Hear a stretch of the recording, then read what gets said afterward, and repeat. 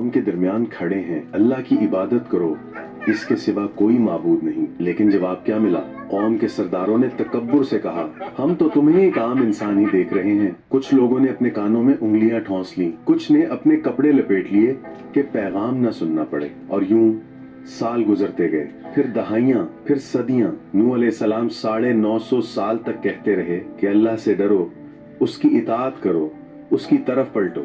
وقت کے ساتھ قوم صرف انکاری نہیں رہی بلکہ ظلم و فساد میں بڑھتی گئی۔ انہوں نے نوح علیہ السلام کا مذاق اڑایا، آپ پر الزام لگائے، آپ کو جھٹلایا۔ آخر وہ لمحہ بھی آ گیا، وہی لمحہ جو قرآن میں ایک فیصلہ کن اعلان کے طور پر درج ہے۔ تمہاری قوم سے اب کوئی ایمان نہیں لائے گا مگر وہ جو پہلے ایمان لا چکے ہیں۔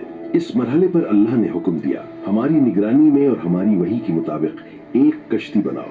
نوح علیہ السلام لکڑیاں جمع کرتے ہیں، کشتی کے تختے جوڑتے ہیں، اور ہر لمحہ یہ عمل اللہ کی وحی اور اس کی نگرانی میں ہوتا ہے۔ قوم کے سردار جب گزرتے وہ مذاق اڑاتے، خشکی پر کشتی، یہ عقل کیسی ہے؟ لیکن نوح علیہ السلام نے وہی فرمایا جو ایک سچے رسول ہی کہہ سکتا ہے، تم مذاق اڑا رہے ہو، وہ وقت آئے گا جب ہم تم پر ہنسیں گے، جب تم عذاب کو دیکھو گے۔ قرآن ایک حیرت انگیز نشانی بتاتا ہے، جب تنور میں سے پانی ابل پڑا، یہ اللہ کی طرف سے عذاب کے آغاز کی علامت تھی۔ جیسے ہی یہ نشانی ظاہر ہوئی، اللہ نے حکم دیا کہ ہر جانور میں ایک جوڑا اور جن پر ایمان لائے وہ سب کشتی میں سوار کرا دو۔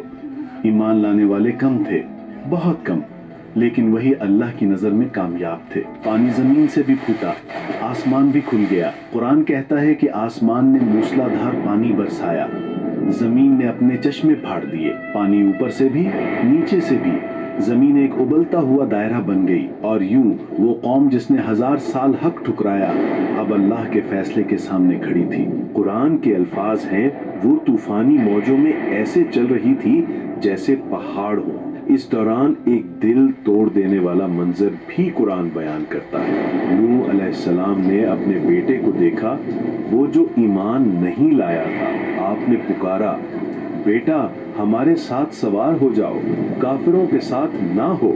بیٹے نے بولا، میں پہاڑ کی پناہ لے لوں گا، وہ مجھے بچا لے گا۔ نوح علیہ السلام نے جواب دیا، آج اللہ کے حکم سے کوئی نہیں بچا سکتا مگر جس پر وہ رحم کرے۔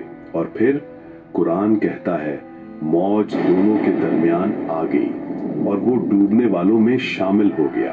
یہ لمحہ کسی جذباتی کہانی کا منظر نہیں، یہ والد کی بے بسی، نبی کی آخری کوشش اور اللہ کے فیصلے کا ناقابل تبدیل قانون ہے۔